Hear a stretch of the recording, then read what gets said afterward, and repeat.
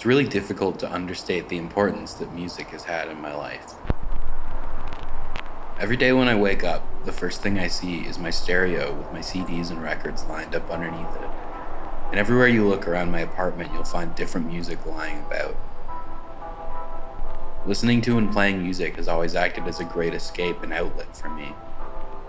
For someone who as a child was anxious, introverted, and lacking in confidence, music gave me for the first time a way to express myself, and even gave me something that I felt like maybe I was actually good at. Most of the interaction I had with other kids my age came directly through playing music with them, or talking about the kinds of bands that we liked. Because of this, music became a part of my identity, in a way that I could show people who I was without having the confidence to just say it directly. Even now when I look at all these albums on my shelf, I can think of how all the songs tell a story about me.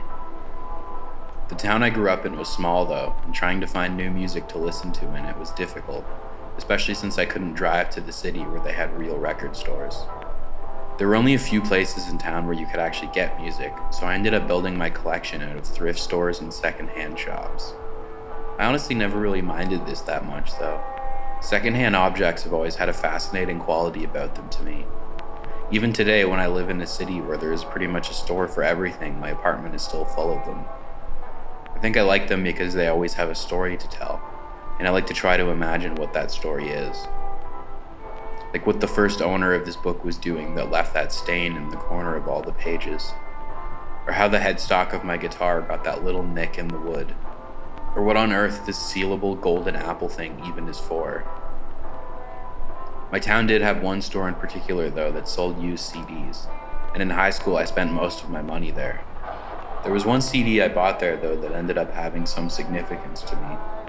Like most of the albums I bought, I enjoyed the music on it, but it had something else interesting about it that told me a bit of its history. When I flipped it over, there was a name written on the back. This wasn't particularly out of the ordinary, since a lot of people seem to write their names on their CDs and records. But the name only became significant about a month later when I bought a different CD and just by chance, there she was again. After that, I started to wonder about who she was.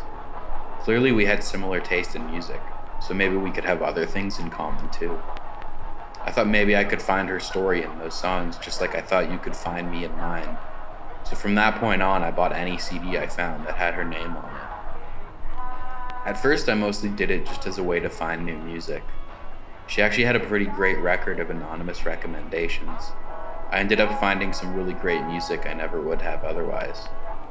But a lot of it was also just me trying to imagine what kind of person she was. I would start to wonder what kinds of things she felt when she listened to these songs. Like maybe the calm sounds on this one helped her relax when she was stressed out with school.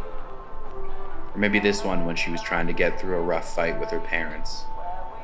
Or maybe even this one when she felt lonely or out of place. I know I definitely did. And I think that's what was most appealing about collecting her CDs to me. It was sort of like having an imaginary pen pal.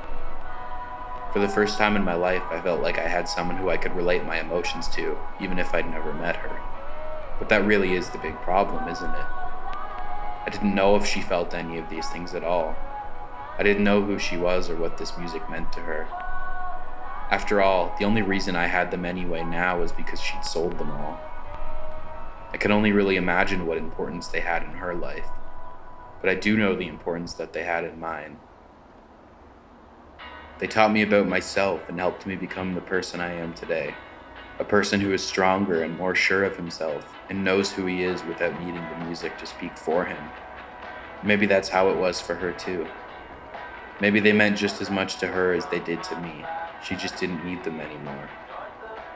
So maybe it's time I stopped trying to wonder and pass them on as well to someone who needs them now.